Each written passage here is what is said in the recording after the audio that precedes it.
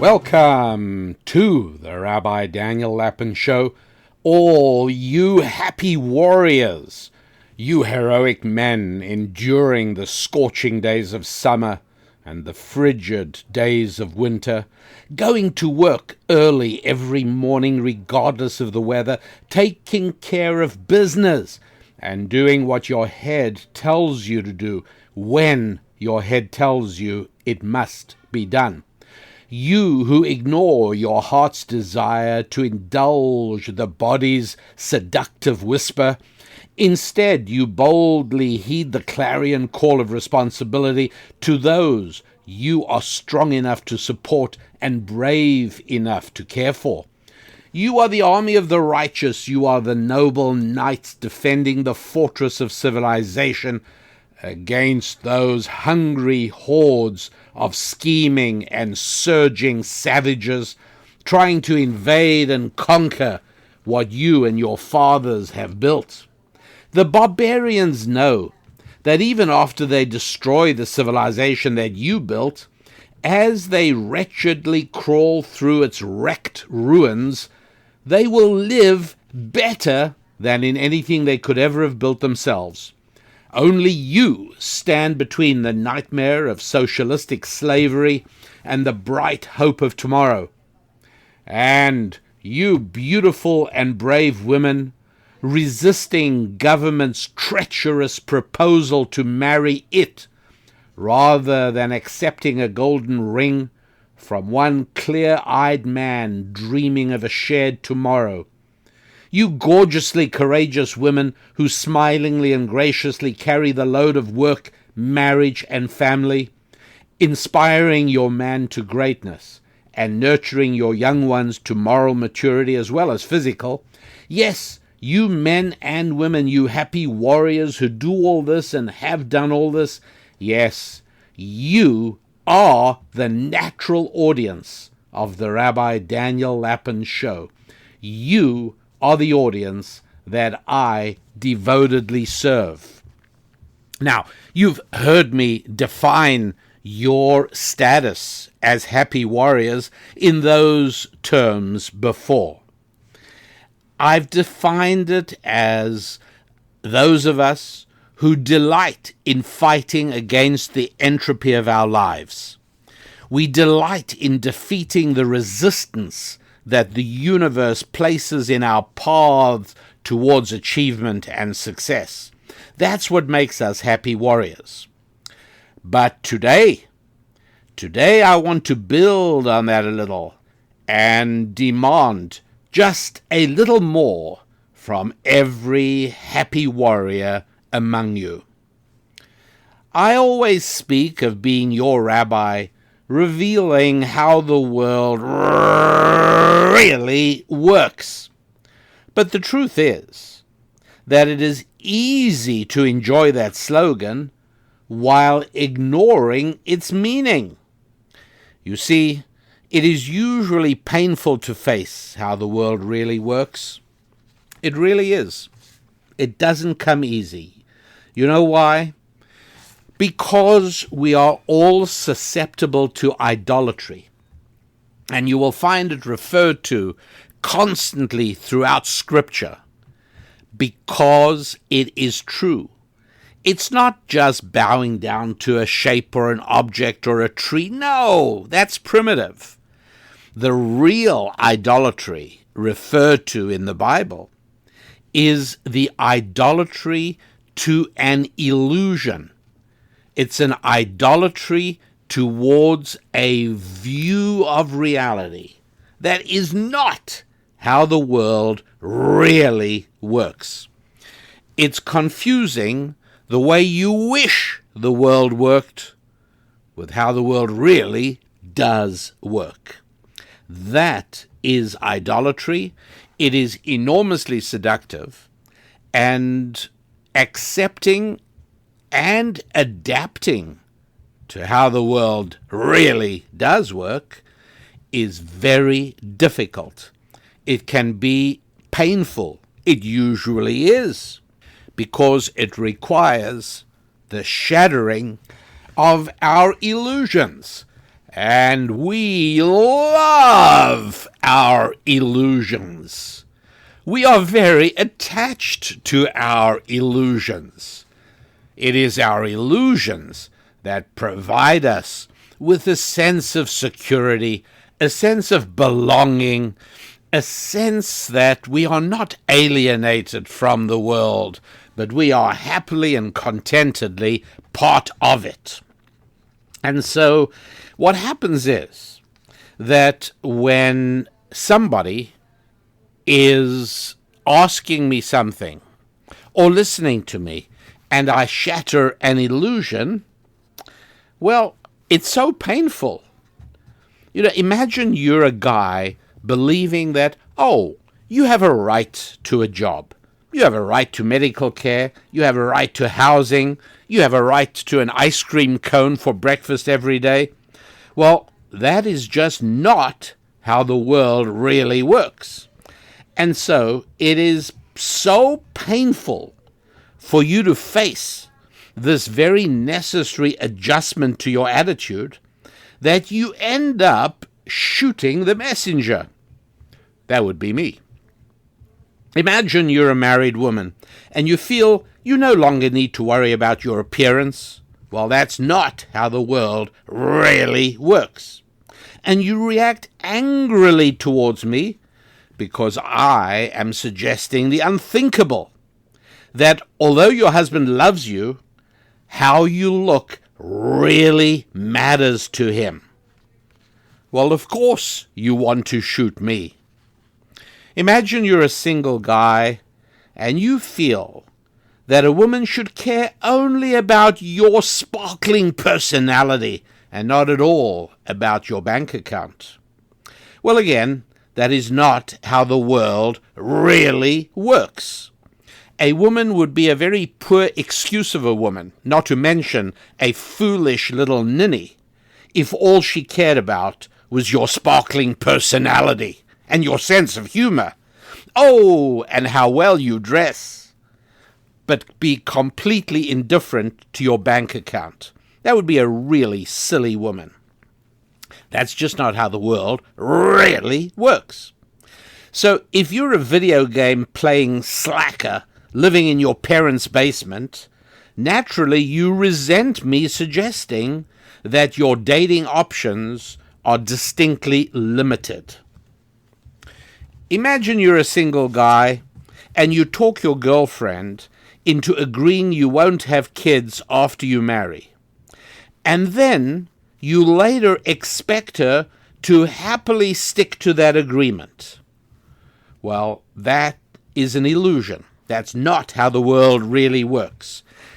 And you really do not want to hear me letting you know that that little life plan you think you've worked out is not going to play out the way you think it is. You're a single woman, imagine, and you feel that a guy telling you that he loves you, I love you, and you're the first girl I've ever said that to. I really love you. Wow, listen to me. I'm opening up emotionally. I've never done this before. Yes, I love you. Listen to me. Well, you think that that little declaration actually means something. And I know it's very painful for you to hear that it means pretty much zero, and that that's not how the world really works. Or imagine you're a married guy welcoming your first baby, and you are encouraging. No, you're nudging. You're cajoling. Come on, let's be honest. You're pressuring your wife to cut her maternity leave short and return to work. Since, after all, didn't the two of you agree that you would try to build up a nest egg? Well, you have no idea of how the world really works. And what is more, you are not going to be happy finding out. Discovering how the world really works is almost always difficult, often unpleasant, frequently painful. And that is why so many people feel much more comfortable as God-rejecting secularists. You see, because here's one of the huge problems with God. See, God forces you to hear, understand, and ultimately become comfortable with how the world really works. So I really understand secularists scurrying for refuge under the shelter of secularism. Secularism will take care of you. Secularism will keep the boogeymen away from you in the dark. Secularism will let you sleep the sleep of the righteous because you got no worries. It is so easy to be a secularist. It is so much more morally challenging to be a God-fearing, Bible-believing, religious Christian or Jew. And so when people choose secularism, I want you to know I'm sympathetic. I really understand. And you've heard me say many times that I welcome the many secularists that I know listen to this show, because it's got to be uncomfortable at times. So hats off to you who are able to tolerate the discomfort of hearing me say things you really don't want to hear and things you really do not want to believe might be true. But if you're even able to have the intellectual openness to hear them, well, hats off to you. And I got to tell you that as hard as this is going to be for many of you to wrap yourselves around, I have to tell you that the age of materialism is dead. The age of secularism is yesterday. It's not today and tomorrow. Secularism has spent, well, it's a couple of centuries now, attempting to explain everything about life in terms of physical and materialistic phenomena and physical and materialistic explanations. But welcome to the present, because secularism is not the future, it's not even the present. Secularism is part of a tired, worn-out yesterday. Yesterday, when secularism seemed to be, the wave of the future, and this is going back 200 years, a little bit more even, when secularism began. Everyone thought they were so smart, rejecting the faith of their dads and the dogma of their moms, and they were only going to accept the reality of things they could see and touch and measure. They seemed so very modern and so with it. And their progeny, the Western intellectuals, ended up developing models in biology, in social science, in physics, in economics, all intended, I shouldn't say physics, let me take that out, to explain all of human behavior. And so whether it was economists or whether it was Karl Marx, everybody worked out some kind of theory, profit maximization, class struggle, race, gender, all of these things. Professors of international affairs used to draw up game theories to try and understand the dynamic between different nations. And look, I mean, they were not without success. They were not entirely a waste of time. The State Department and the CIA in the American government used these models to shape foreign policy. But they didn't always work, and they began to fail ever more frequently, because these materialistic and deterministic explanations simply don't account for religious impulses, for ideas based on faith, because religious enthusiasm cannot be metricated, it cannot be quantified. You can't do that. You cannot do a mathematical equation to explain the religious motivation of a human being. I just got back from one of the most pleasant and delightful speaking trips, and I do a lot of these, as you know, and I love the opportunity to teach ancient Jewish wisdom. Well, the Ghanaian government, along with people and organizations and churches, set up an international business conference a little over a week ago in Accra, Ghana, and I was brought out to headline that and to speak and teach. And in 7 days in Ghana, I think I spoke 8 times, if I'm not mistaken, at least. And it was absolutely delightful, I have to tell you. For one thing, I loved the people I met. Now, look, there's 25, 30 million people in Ghana, right? How many did I meet? I probably, in terms, I saw, how many did I see? I probably saw, if you add up all my live audiences, I probably saw 30,000, a little over 30,000 people. But I didn't meet that many people. How many people did I actually meet? Probably a little over 100. But I saw the faces of thousands of people, and I saw the faces of even more people in the streets and in the offices and in the government buildings and at Parliament. I really like these people are open and friendly and good. I loved the people in Ghana. I really did. I found myself unexpectedly moved emotionally by some of the friendships that I felt forming very quickly. It was terrific. Now, in addition to that, and you'll see why I mention this now, in addition to that, it was pretty obvious to me that the Christian population of Ghana constituted a significant proportion of the population. As a matter of fact, I discovered 70%. That's right. 70% of Ghanaians are Christian. It's really something. And you can feel it, and you can see it. It has made the people rather remarkable. It really has. It's fascinating.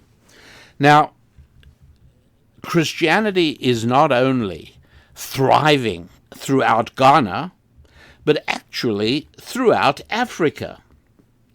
The Christian population was estimated to be about 10 million people in 1900.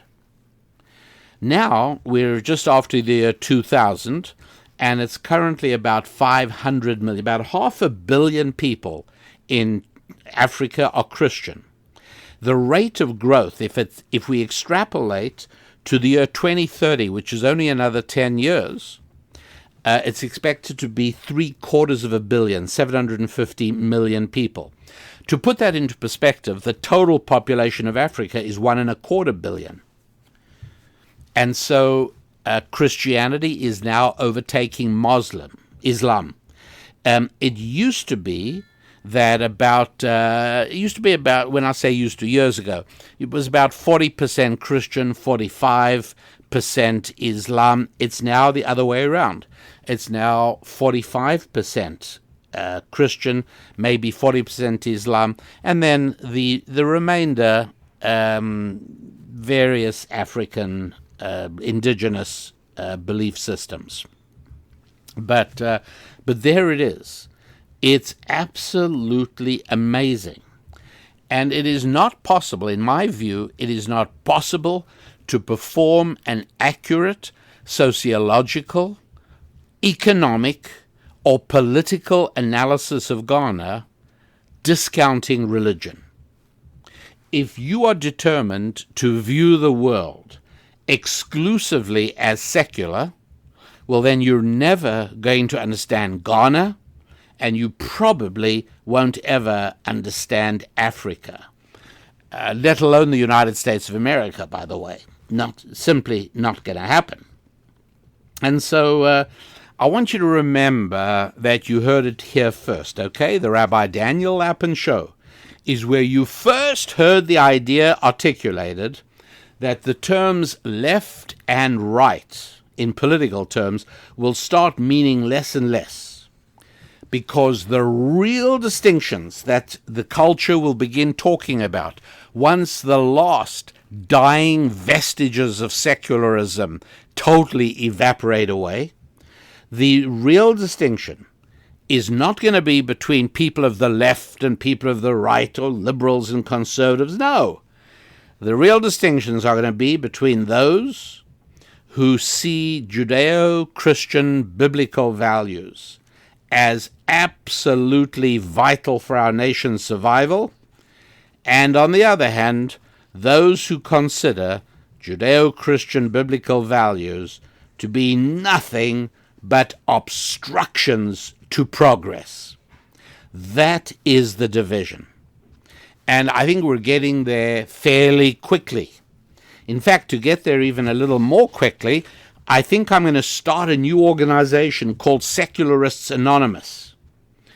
It's a 12-step program, like other 12-step programs, and I'm certainly going to borrow from the excellent work of Alcoholics Anonymous, and I'm going to make the first 2 steps of Secularists Anonymous is, we admit we were powerless over secularism, that our lives had become unmanageable because secularism controlled our vision of reality. That's step 1.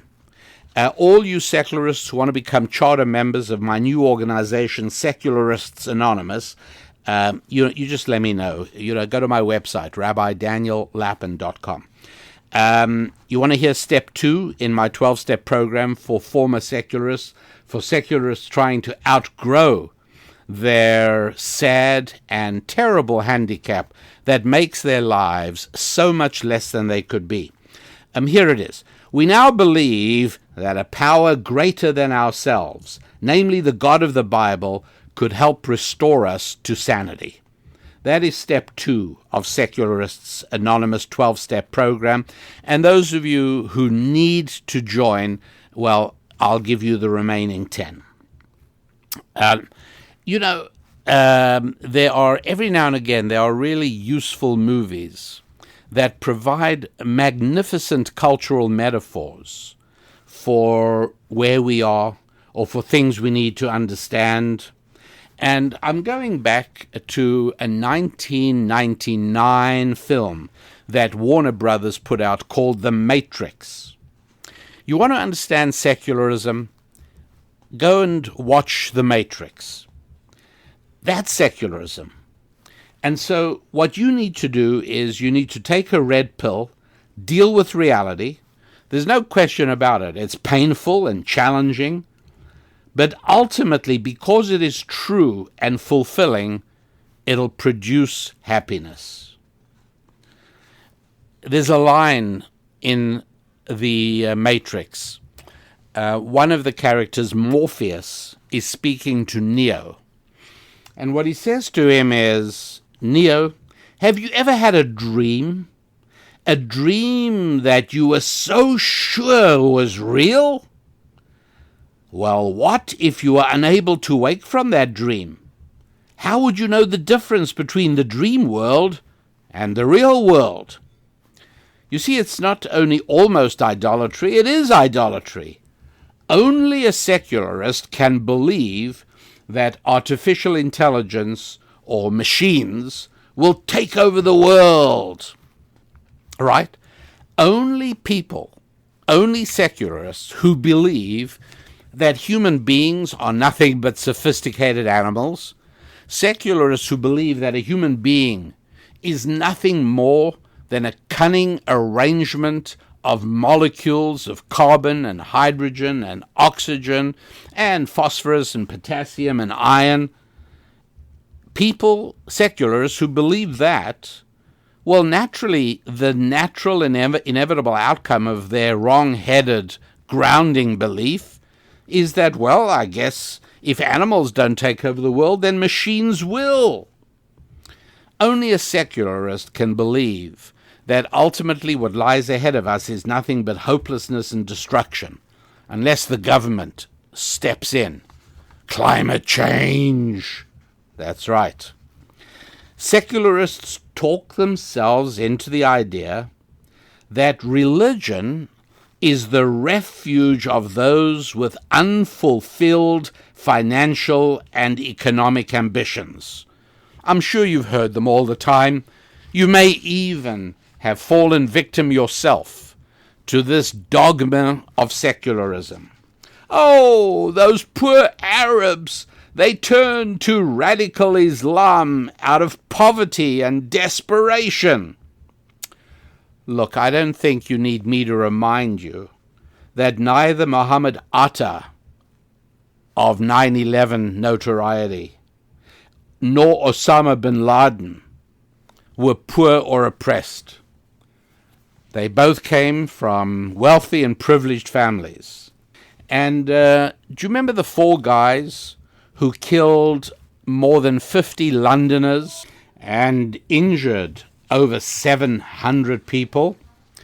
You know, those 4 guys, Muhammad Sadiq Khan, Shahzad Tanweer, Jermaine Lindsay, and Hasib Hussein.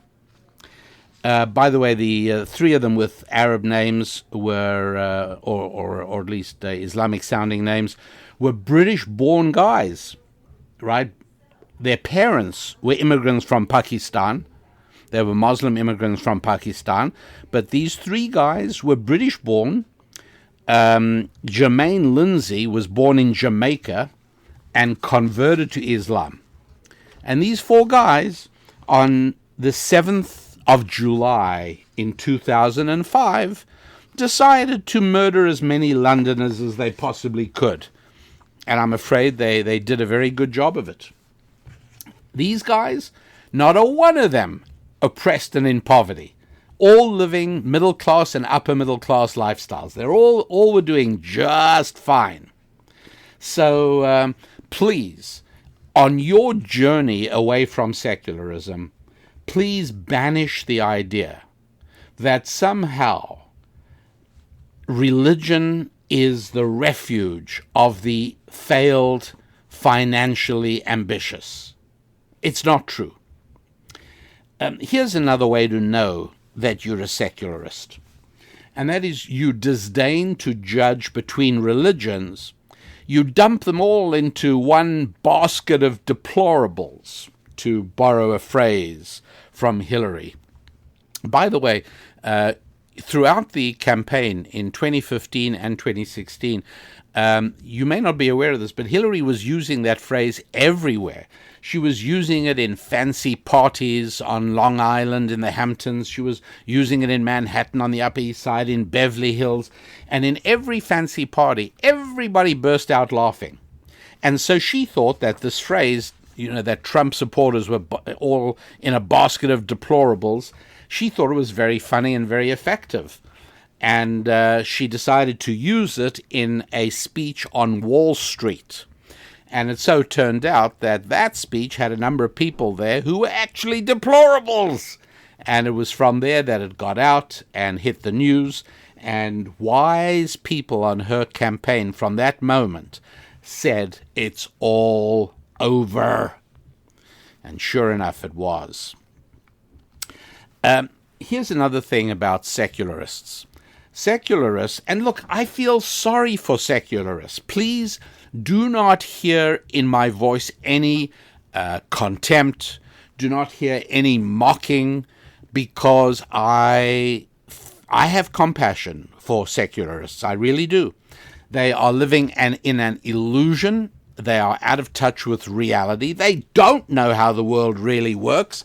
And I understand they don't want to, because it is comfortable where they live. I understand that. I sympathize. I am not a hard, unfeeling man. So another thing I should say that secularists have always believed, and that is that education, and economic progress are incompatible with religion. And so they've always believed that as societies and groups of people have become more educated and are moving up the financial scale, well, that means they will automatically lose all the ancient faith and dogmas of their forefathers, and that they will embrace a new world of humanistic wisdom and rational and scientific outlook, but religion will increasingly be pushed to the back burner. Well, here's one of the reasons I feel sorry for secularists. It's always painful to have a deeply held belief blown up in your face. And the truth is that now it is obvious for anybody with eyes in their head that we don't get less religious as we become richer and better educated. It's not happening.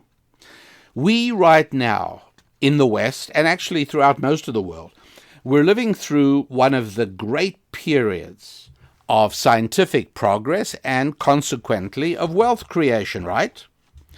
But at the same time, nobody can deny that we are living through one of the great periods of religious boom, religious enthusiasm. Needless to say, Islam is a case in point. I mean, wouldn't you have thought that Iran, under decades of the Shah, of dramatically increased financial circumstance and vastly increased educational opportunities for men and women, really being part of the modern world, wouldn't you have thought that Mr. Khomeini, living in Paris and dreaming of a triumphant return to Iran, would have been sent packing? He would have been dismissed. Who would have had time for his benighted and primitive brand of ancient, punitive Islam? The answer is the whole population of Iran. That's who, pretty much. They were perfectly happy to welcome him back. No, economic progress and education do not have anything to do with getting rid of religion. Doesn't work that way. In my own brotherhood, Orthodox Judaism is growing among young people. I just recently heard the Harvard lawyer Alan Dershowitz, who is not an Orthodox Jew by any stretch of the imagination, say that Reform Judaism and conservative Judaism are dying away, and only Orthodox Judaism is thriving.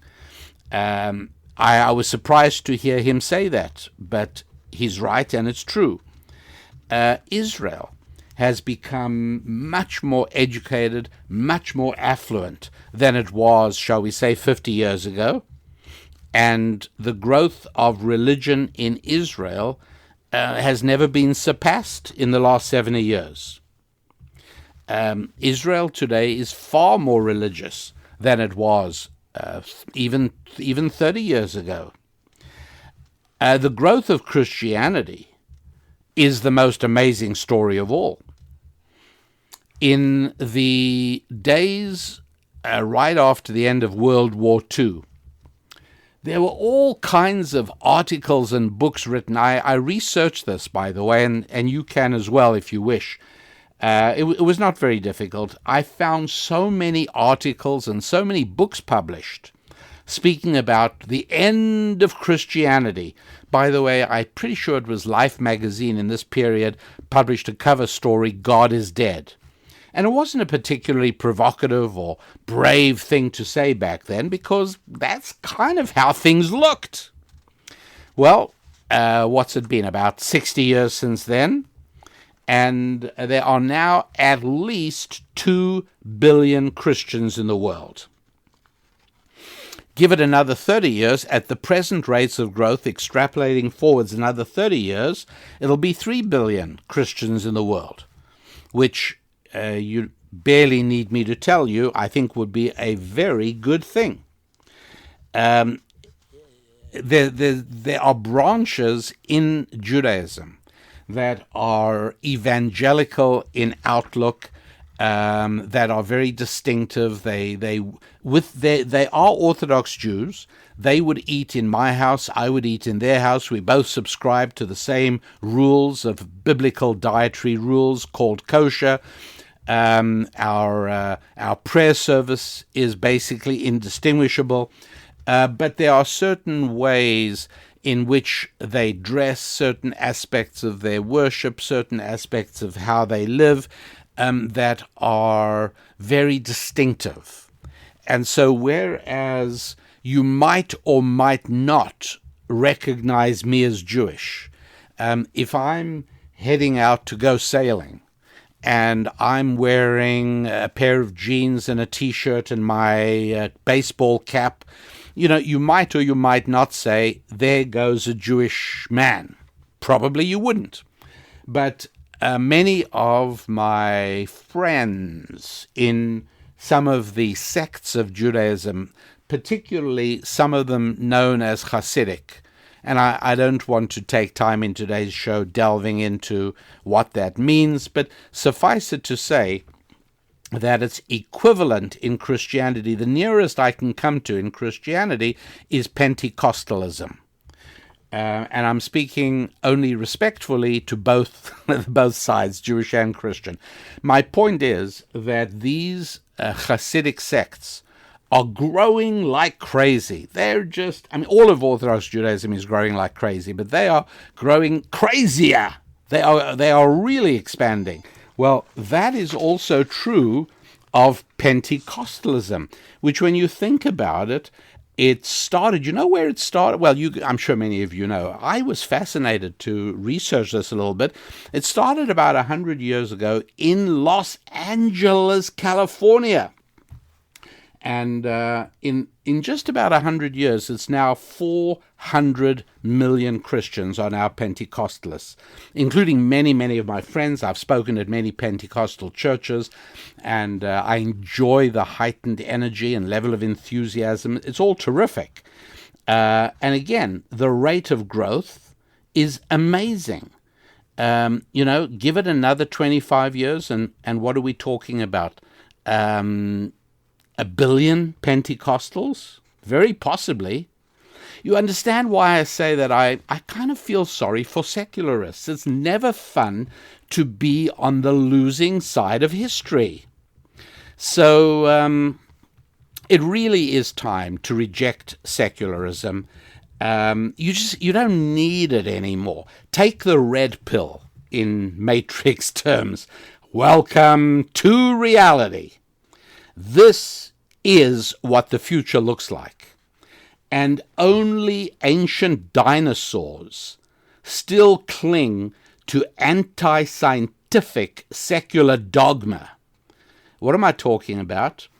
Well, if you think about it, anti-science is what for years secularists have been calling religionists like me.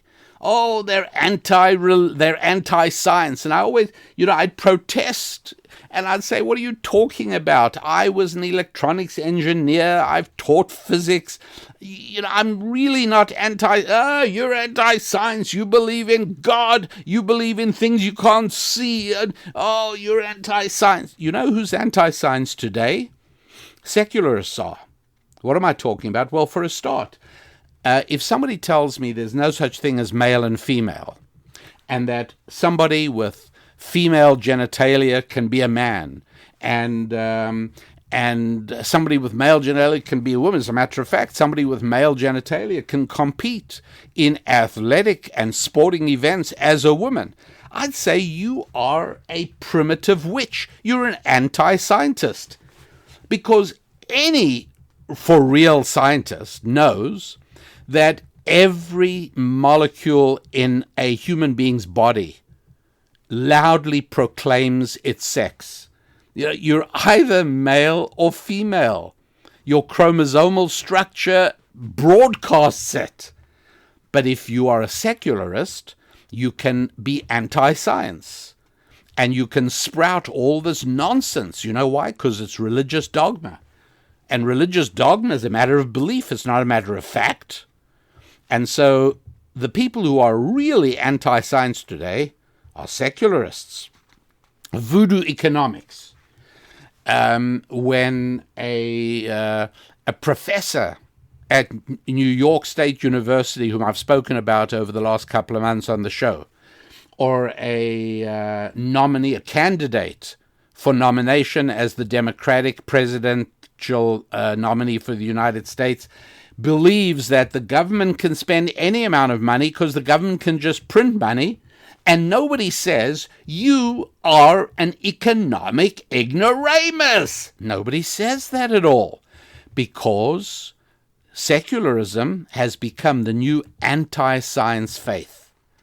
Secularism lets people say things like that. It's voodoo economics, and it's all in the wonderful world of secularism. People say, oh, the government will pay for this. The government, everyone has a right to this, and everyone has a right to the government's job to provide this. All of that talk is voodoo economics. It's primitivism. It's sheer ignorance. It's anti-scientific. So I'm afraid there really is no alternative but to recognize that rejection of secularism is a necessary part of adapting to how the world really works. There's another aspect as well, and that is for women to recognize that there are only 4 conditions for a woman to be in. And so for all you women who still do not know how the world really works, I apologize in advance. Please know I am not a sadist. I really take no pleasure whatsoever in inflicting pain. Really not.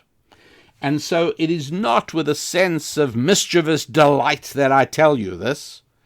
I tell it you only in my role as Mother Teresa of reality. I'm helping you. I'm trying to truly be helpful. And part of that requires that in order to function in a happy and fulfilled way in the world, in order to live a successful life, you kind of have to know how the world really works. Right? It's like a new immigrant to America being invited to play in a baseball game. You don't know the rules. It's not going to be fun. It really isn't. You have to know how the game really works. And that's what I'm talking about. And so, with the greatest of respect, ladies, please realize that women can only be in one of the following 4 statuses or conditions. Number 1, single. Number 2, married. Number 3, divorced. Number 4, widowed. That's it. You're one of the above. Single, married, divorced, widowed. That's all there is to it. Well, I hear some of you calling out to me plaintively, but wait, I'm in a relationship. And that's a 5th status. Look, in a relationship might mean something on Facebook, but in the real world, it means absolutely nothing at all. Look, it's something you just really have to know. Single, married, divorced, or widowed. That's it.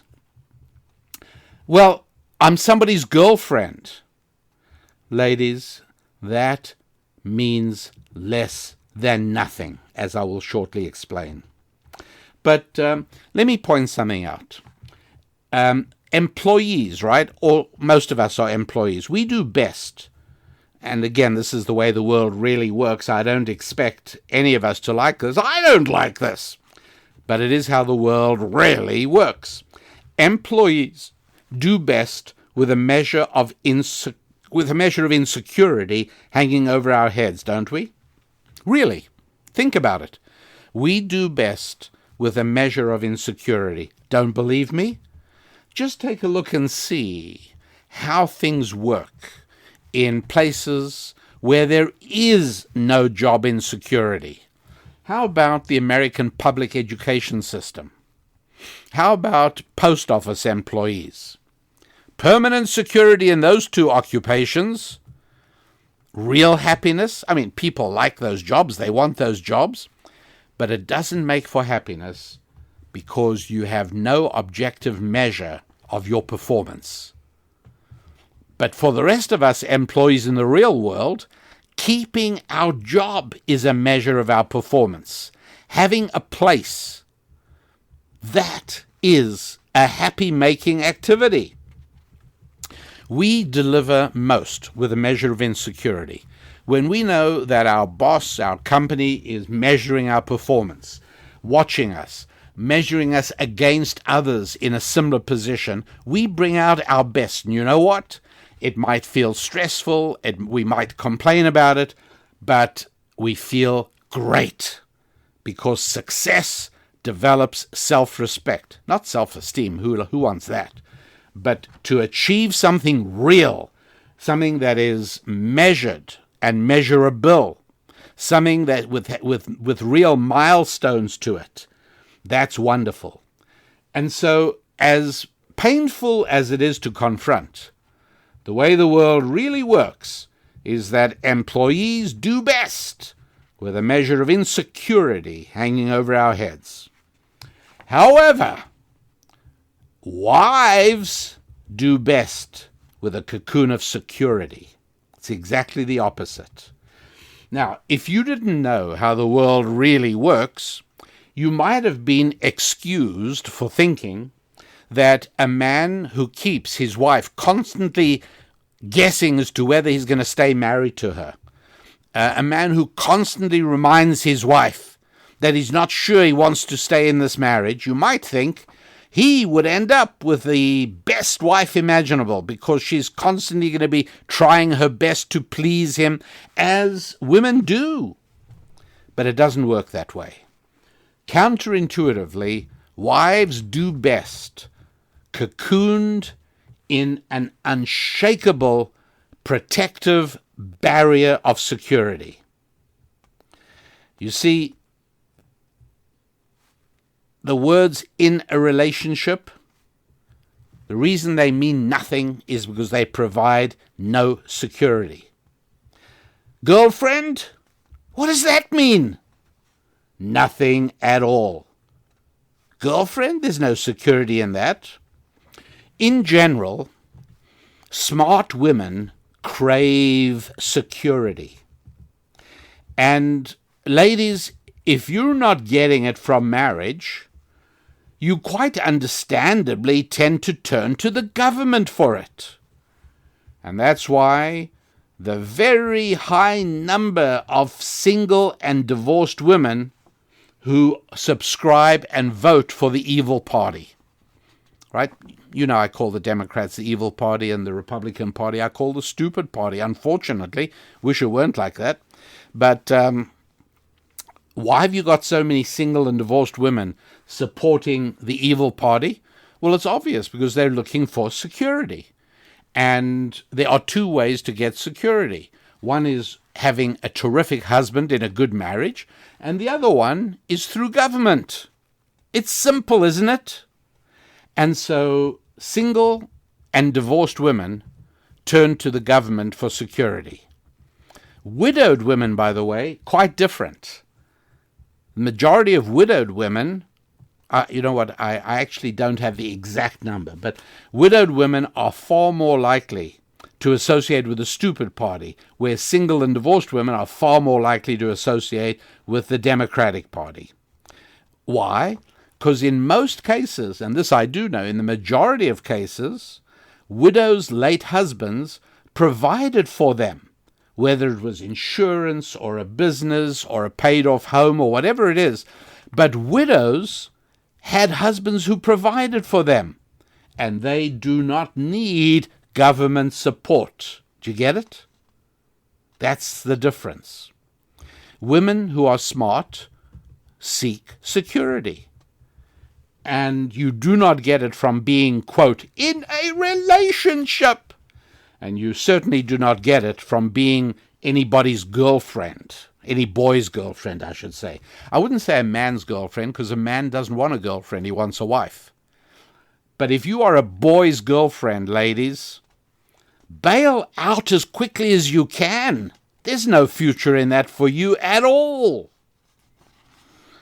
Girlfriend means nothing, because you are surrendering yourself to a boy for no security in return. Now, I well know, of course, that many girls will say to me, in some degree of high dudgeon, I don't need a man for security. I make enough money myself. To which I say, number one, security isn't only about money. It's also emotional, and it's also real-time physical protection. And any woman who then says to me, well, my phone has 911 on auto dial. Well, a woman like that is just plain naive. Because in this day and age in the United States of America, it is perfectly clear that the main function of law enforcement is to apprehend your murderer, not prevent it in the first place. And what is more, do you know, law enforcement only succeeds in apprehending your murderer about 60% of the time. Today in the United States of America, you murder somebody, you've got about a 40% chance of getting off with it. That's how many murders are never solved. But looking after you, ladies, come on. You know that's simply not true. Let me put it this way. Let's imagine you are some boy's girlfriend, and you're even living with him. And I want you to imagine that there is suddenly a disturbing noise downstairs in the middle of the night that wakes you up. Tell me something. Do you and your boyfriend now quickly play rock, paper, scissors to decide who is going to take the handgun and go downstairs to investigate? I don't think so, right? I think there's not a couple on earth that doesn't know that the guy goes downstairs to investigate. It's because men are hardwired to want to protect their women. That's how it works. And I feel very sorry. I really feel sorry for women who live alone, whether they are single, whether they are divorced, or whether they are widowed. I feel very sorry for them, because you do feel more secure with a man in the house. You know, even if he is a boyfriend, but you do feel more secure. It's emotionally, you don't have the same vulnerability to the heebie-jeebies of the night. There's somebody else, there's company. That provides you with something very real. And then there's also the real security. And then finally, there is the financial security from being married to a real man in a good marriage. That is the truth, and it is the reality. And needless to say, we don't even have to go into the question of a lady who might want a baby, as, by the way, far and away most women actually do want to have a child. It's kind of helpful to have financial security along with that, don't you think? And it is very difficult. Now, I understand, in the absence of marriage, I totally get why you want government-mandated childcare and you want government-mandated maternity leave. I get that, because you don't have a husband. You're not in a good marriage. And when you don't have a husband, you turn to the government. You actually marry the government. That's really pretty much what you do. And I get it. I get it. If you're not married to a good man in a wonderful marriage, you do need some way to take care of yourself while you're expecting a baby. So you ask the government to force your employer to give you maternity leave. I get it. I think it's destructive to everybody. And after you've had the baby, well, somebody's got to look after the baby while you have to get back to work. And so I understand why you vote for the evil party that will make sure that the government forces childcare with all kinds of rules and regulations. And we know exactly who'll be paying for all that. That's right. The woman who is married to a good man in a great marriage, yep, she's the one paying for your maternity leave, courtesy of the government, and your government-mandated childcare through the magic of wealth transfer through taxation. That is how it works. And that's why it is that the very biggest problem for the stupid party in America is the decline in marriage. Because the more single or divorced women there are, the better it is for the Democratic Party. It's as simple as that.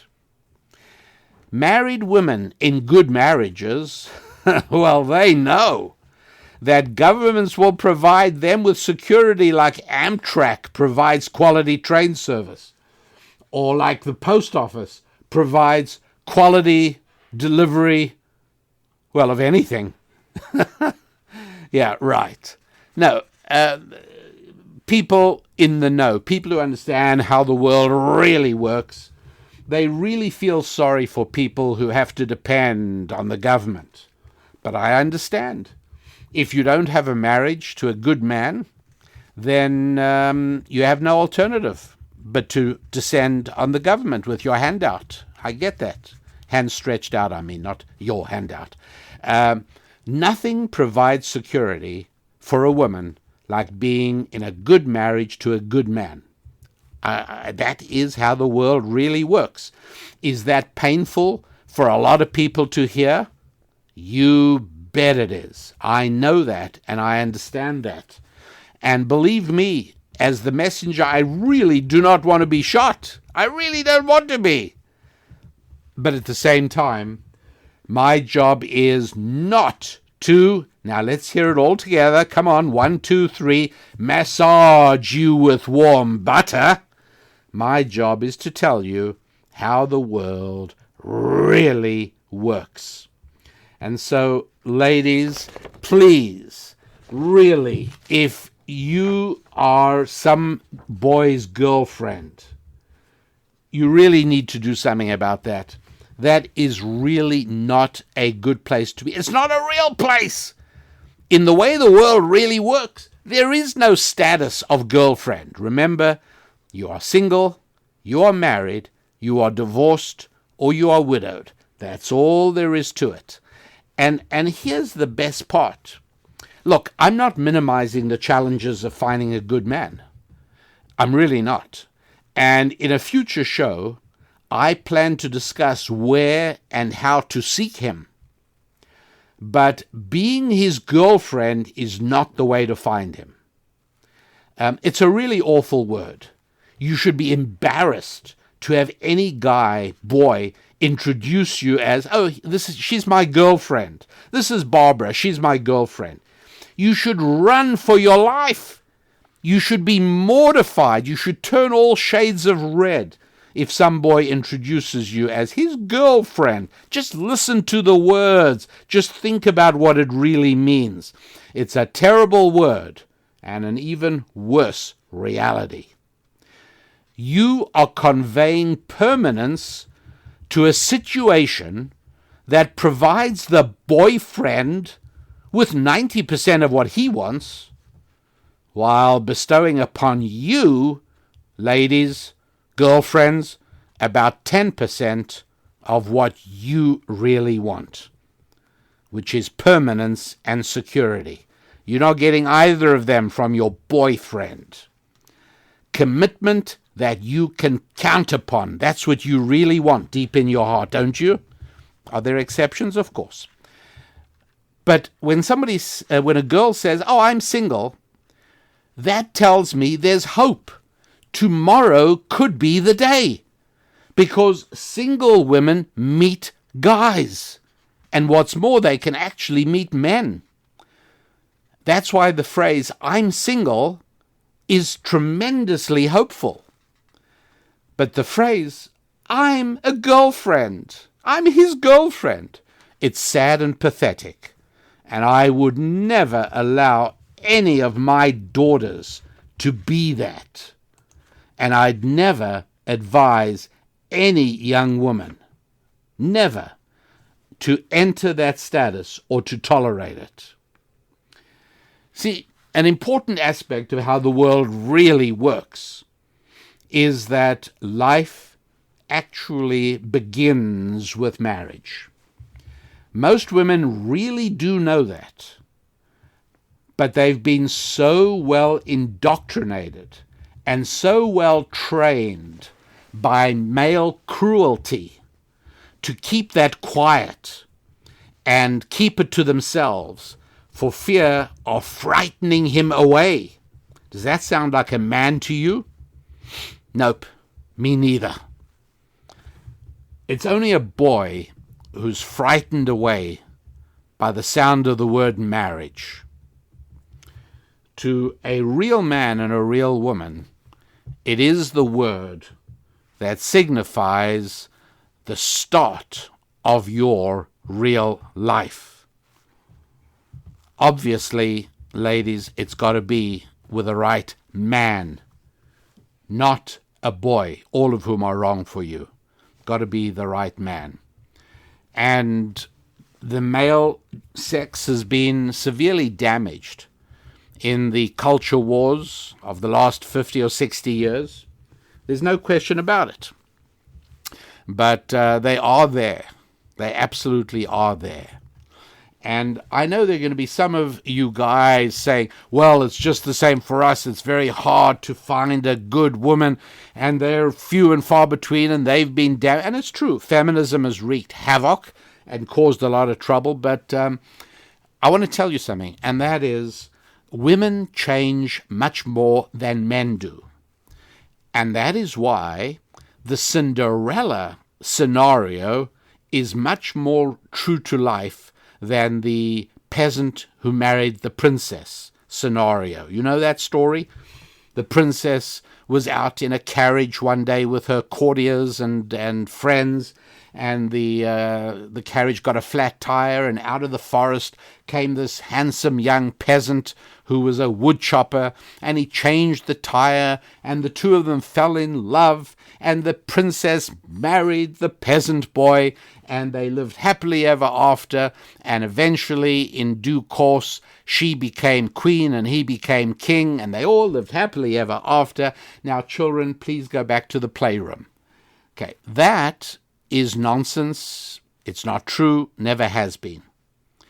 But the Cinderella story of the peasant girl who marries the prince, now that one is true.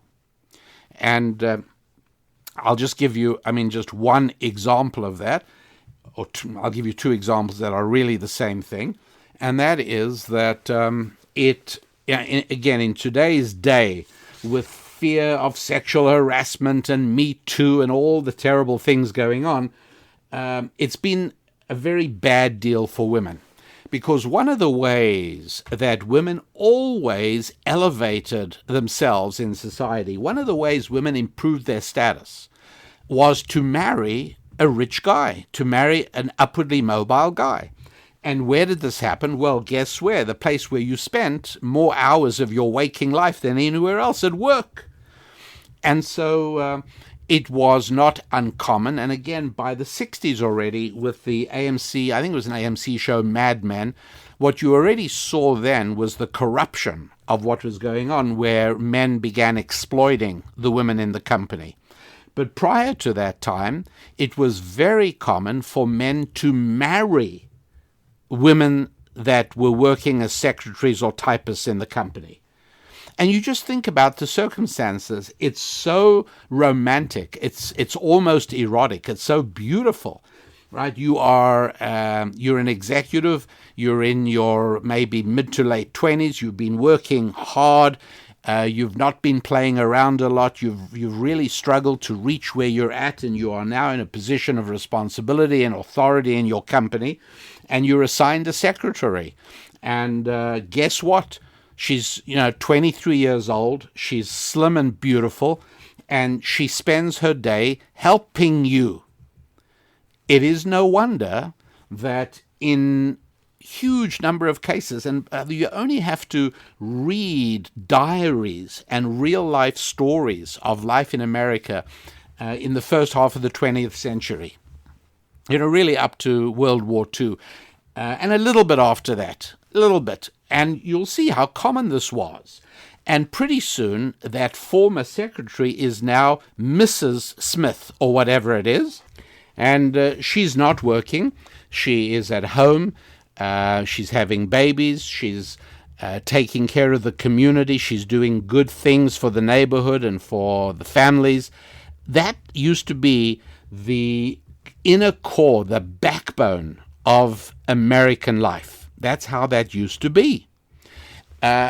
Needless to say, I barely have to tell you that there are no real-life examples that I'm aware of where the female executive married the errand boy or married the male secretary, right? It just never happened and still doesn't happen. One more place where you see the same thing happening, this is all by way of me showing you that the Cinderella story works. The poet, the peasant, and the princess doesn't work, and that is that in long ago days, when all airline stewardesses were young, slender, and beautiful, and I'm sure none of us are even old enough to remember back to those days. And I know, by the way, on one of the platforms that this show appears, a lady, and a very nice lady, took great issue with me for what sort of man am I that even how can I be a married man who even notices that stewardesses are young, slim, and beautiful?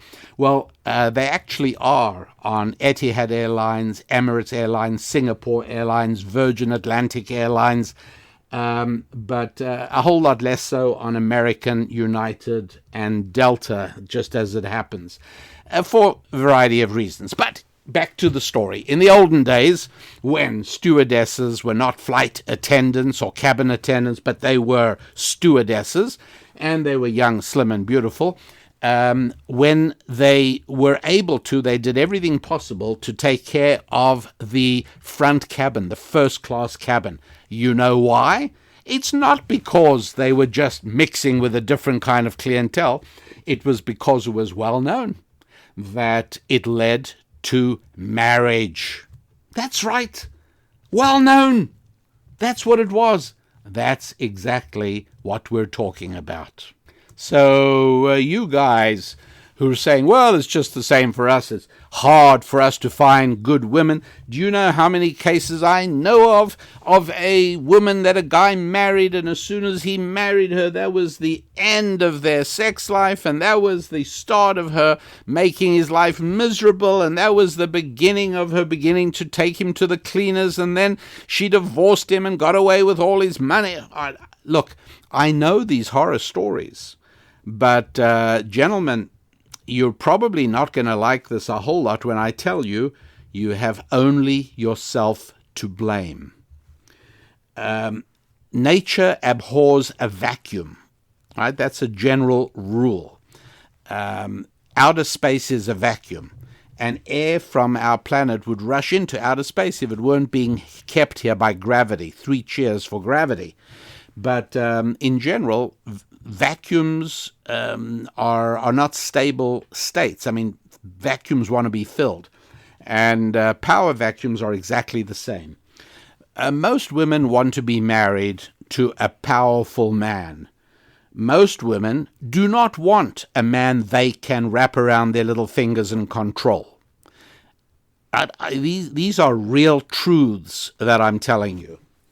And what happens is that as men have been damaged over the last 60 years of cultural deterioration, and I'm speaking particularly in the West and even more particularly in the United States, what's happened is that men have lost the ability of extending power in a very good way. I'm speaking about. I mean, I'm not talking about tyranny. I'm not talking about bullying and brutality. I'm speaking about quiet inner masculine strength. And as men lost that and began to be girlified, women rushed in to the existing vacuum. It's very simple. And as I've pointed out in these two examples, women revel in change. Men don't. There is a very good reason why throughout biblical literature, certainly the Hebrew texts, women are compared to the moon while men are compared to the sun in certain important ways.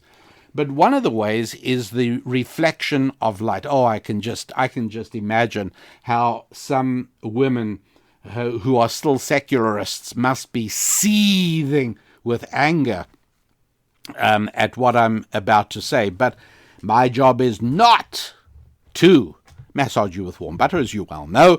It is to tell you the truth, and the truth is that men have lost the ability to extend and to be powerful. Women miss that very much in men and are taking over. Somebody has to, and that's really exactly what has happened, with a corresponding deterioration in every aspect of marital life, including effective child raising. Okay, so I feel much sorrier for women who are in the process of trying to end their single status and who are wise enough to know that becoming a boy's girlfriend is not the way to do it. And so they're looking for a real man.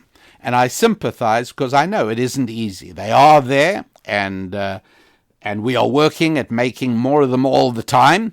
But guys, don't say to me it's just the same for us because we can't find good women as well. A woman is eager and ready, a good woman, a real woman, to be a moon to your sun. But you got to be a sun, S-U-N, not S-O-N. You got to be a sun. And that means that a Cinderella can marry a prince as long as he's a prince. And you'll remember that the only fairy tale story where the peasant seems to marry the princess is Aladdin, the wonderful Walt Disney version, the original one I'm thinking of. I don't know about the more modern one. But there I point out that Aladdin is far from a peasant. He exhibits real man qualities. He exhibits real princely qualities in a number of ways, including, you'll remember, the way he treated the little orphan boy and girl who looked hungrily at his bread, right? A street rat, as he was termed, would simply say to the little orphan boy and girl, go and steal your own bread. But only a prince takes the bread and gives of it to the orphan boy and the orphan girl. So you know at that point already that Aladdin has to marry the princess because he is a prince in disguise. But at any rate, bear in mind that yes, provided you are enough of a man, my friend, you could marry almost any girl to whom you are sexually attracted, almost any girl that you find beautiful, and she would become your woman of valor. The last chapter of the book of Proverbs is what I'm referring to over there. In other words, gentlemen, it really is all up to you. A heavy burden to place on your shoulders, perhaps a burden heavier than the frail shoulders of some of you were designed to bear. I hope not, because that is part of what it means to be a man. Would there be a difficult adjustment period? Of course. Anybody who has a honeymoon first year of marriage, in my view, is probably sweeping issues under the carpet. Right? A newly married man and woman have a lot to work through during that first year. And it's a good year. It's a year of working those things through, but it's also going to be a year of tears and stress and difficulty and worry. But then you get these things worked out, and all of a sudden, the magical dynamics of a functioning marriage kick in, and you wake up every day thanking the Lord for your spouse, not realizing that your spouse is partially a creature of your own creation. And therein lies much of the magic of marriage. And that is as far as we can go in today's show. I urge you to do us both a favor and go to the website, rabbidaniellapin.com. Communicate with us in the Contact Us tab. Send me a message. You know I read them all. Many of you have had responses from me. You can also make sure you subscribe to Thought Tools, and you can also go to the store and look for The Gathering Storm, Decoding the Secrets of Noah. And you really want to have a look at this, because essentially what it's all about is how to live with the swirling maelstrom of turbulence that swirls around the foundation of your entire existence, and build your own ark to make sure that you and your family can sail the stormy waters in tranquility to eventual safety and deliverance.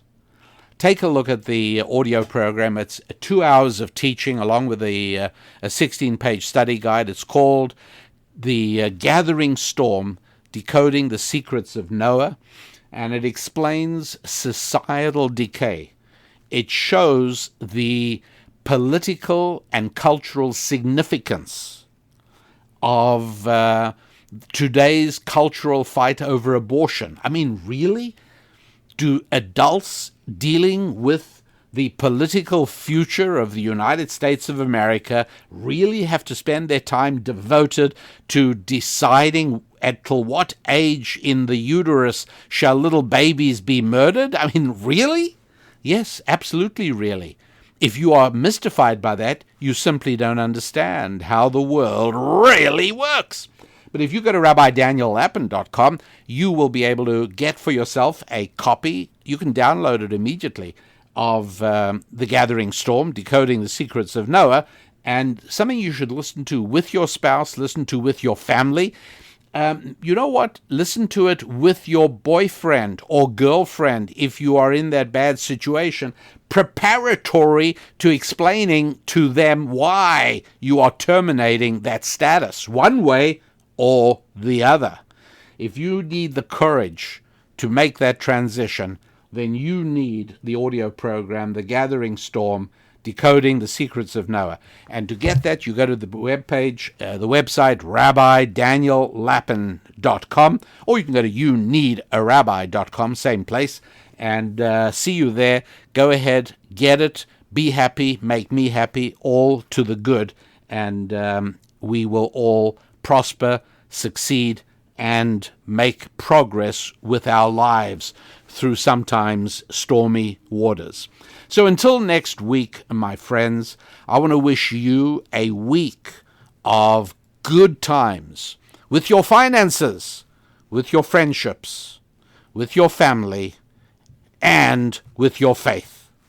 I'm Rabbi Daniel Lapin. God bless.